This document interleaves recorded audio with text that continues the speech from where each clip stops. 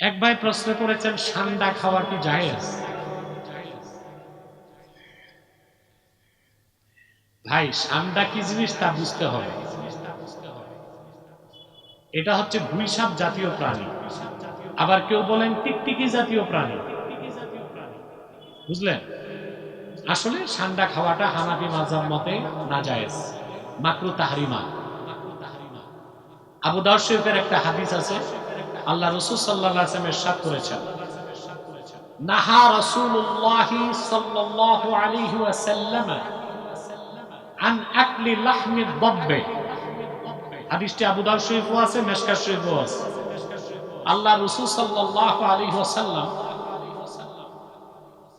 দব এর গোশত খেতে নিষেধ করছেন। এই দব ব্যাখ্যায় অনেকে লিখছেন গুইসাপ, অনেকে বলছেন ষান্ডা। কথা বুঝতে পারছেন? তা হানাফি মাযহাব মতে ষান্ডাটাকে বিজ্ঞানীরা বলতেছে টিকটিকি জাতীয় প্রাণী, আর দেখতে দেখা যায় অনেকটা গুইসাপের মতো।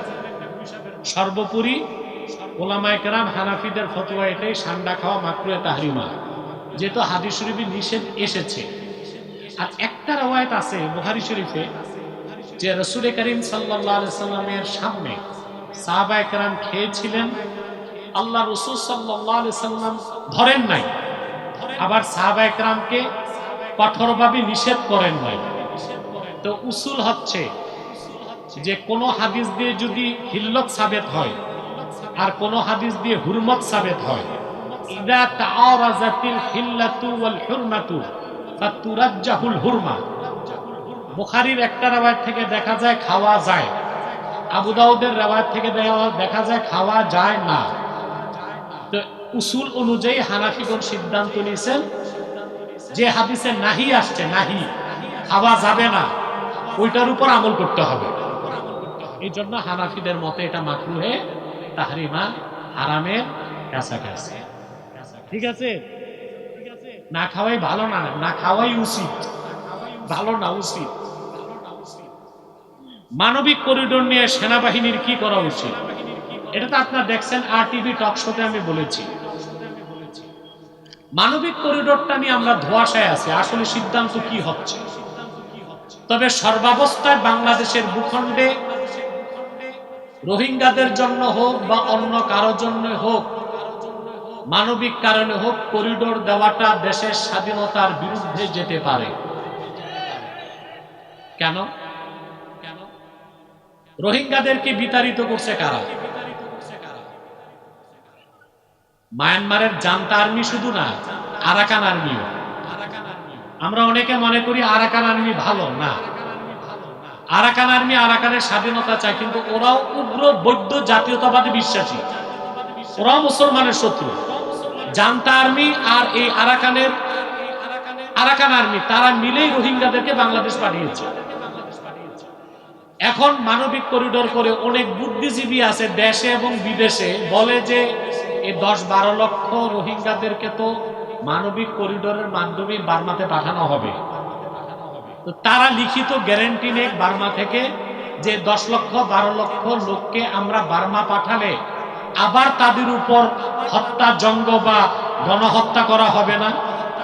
আমরা পাঠালাম, আবার যদি ফিরে দেয়, তাহলে রোহিঙ্গা মুসলমানদের জন্য সবচেয়ে কার্যকর পদক্ষেপ হচ্ছে বাংলাদেশের সাথে আমেরিকা থাকুক, তুরস্ক থাকুক, জাতিসংঘের তত্ত্বাবধানে 10-12 লক্ষ রোহিঙ্গা মুসলমানদের জন্য মায়ানমারের মধ্যে একটি বাফার জোন করে দিতে হবে, যেখানে তারা স্বাধীনভাবে বসবাস করতে পারবে, কেউ হামলা করতে পারবে না।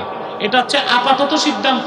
পরবর্তী সিদ্ধান্ত হচ্ছে আমরা চাই আরাকান স্বাধীন হবে আর রোহিঙ্গা মুসলমানরা সেই দেশকে পরিচালনা করবে। কিন্তু এটা কিন্তু বার্মাও চায় না, জাতিসংঘও চায় না। আরশা প্রধান একজন মুসলিম, তাকে অ্যারেস্ট করা হয়েছে বাংলাদেশ থেকে।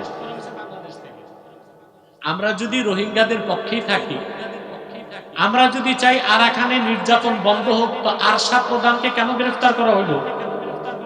সে তো স্বাধীনতার পক্ষে মুসলমানদের নেতৃত্বে যুদ্ধ করছিল, তার নেতৃত্বে মুসলমানরা যুদ্ধ করতেছিল। তাহলে বোঝা যাচ্ছে জাতিসংঘ চায় আরাকান স্বাধীন হোক, কিন্তু তার নেতৃত্বে মুসলমানরা থাকবে না, থাকবে আরাকান আর্মি, যারা উগ্র বৌদ্ধ জাতীয়তাবাদে বিশ্বাসী।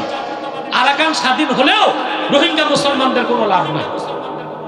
অতএব রোহিঙ্গা মুসলমানদের জন্য উচিত হচ্ছে এখন তাদের স্বাধীনতা যুদ্ধে ঝাঁপিয়ে পড়া আর আরাকানকে স্বাধীন করে একটি মুসলিম রাষ্ট্র হিসেবে গড়ে তোলা।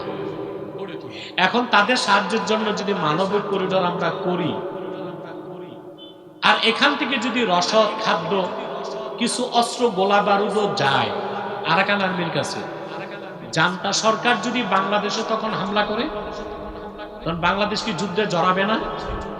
কথা বলেন। তাহলে এটা কি দেশের স্বাধীনতার পক্ষে যায় না বিপক্ষে যায়? কথা বলে না। আমাদের বিদায় ঘন্টা বেজে গেছে, তুফানের আলামত শুরু। আল্লাহ আমাদের বহু সুযোগ দিয়েছেন, আমরা মুনাজাত করে যাব ইনশাআল্লাহ, ঠিক না ভাই? তো বলছিলাম সর্বাবস্থায় মানবিক করিডোর বাংলাদেশের স্বাধীনতার উপর একটি আঘাত হতে পারে, এই সিদ্ধান্ত নেওয়া যাবে না। সেনাবাহিনীর দায়িত্ব হচ্ছে দেশের স্বাধীনতা রক্ষায় অস্ত্র হাতে রাজপথে নেমে আসবে, মুসলমানরা সহযোগিতা করবে। আর কি প্রশ্ন? আরেকটা কি প্রশ্ন আসছিল? কাকড়া খাওয়া জায়েজ না? না না, কাকড়া খাওয়া যাবে না। কাকড়া খাওয়া হারাম হানাফি মাযহাবে, শাফিরা খায়। মেয়ে বিয়ে রাজি না, অথচ মেয়ের বাবা মা মেয়েকে জোর করে, বাবা মা মেয়েকে জোর করে বিয়ে দিতে চায়, এই বিয়ে কি হবে? বিয়ে হবে, কিন্তু মেয়ের উপর জুলুম করার গুনাহ হবে বাবা মা। নাভির নিচে হাত বাঁধার দলিল আছে? আছে তো, অসংখ্য হাদিস আছে। আবু দাউদ শরীফের, তিরমিজির হাদিস, ইয়াদাউল ইউমনা আলাল ইউসরা তাহতা সুররা, পুরুষ ব্যক্তি বাম হাতের উপর ডান হাত ধরবে, নাভির নিচে বাঁধবে। আবু দাউদ শরীফের হাদিস, আমিনাস সুন্নাতি ওয়াদউল আকুফি আলাল আকুফি তাহতা সুররা, সুন্নাত হচ্ছে বাম কবজিগুলোর উপর ডান কবজিগুলো ধরা, নাভির নিচে বাঁধা। অসংখ্য সহিহ